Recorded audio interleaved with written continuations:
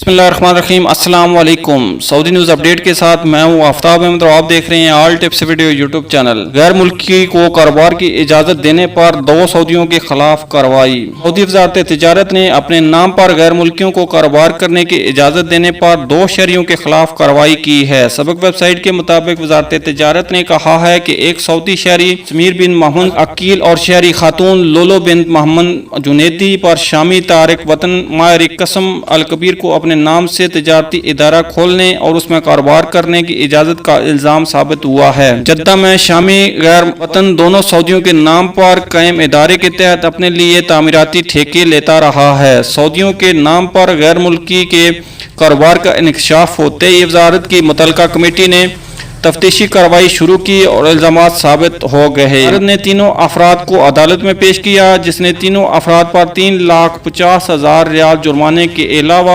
इजाज़त देने वाले मर्द शहरी और शामी गैर मुल्की को 6 माह कैद की सज़ा भी सुनाई है। दोनों तिजारती इदारे हमेशा के लिए बंद और उनका लाइसेंस भी मनसूख कर दिया गया है। दोनों शहरियों को आइंदा किसी भी तिजारती सरगर्मियों का लाइसेंस नहीं दिया जाएगा।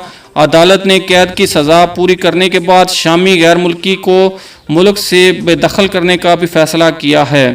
वजारत तिजारत ने कहा है कि अदालती फैसले के मुताबिक मुलव्वस अफराद के नामों की तशहीर मकामी अखबारात में की जा रही है।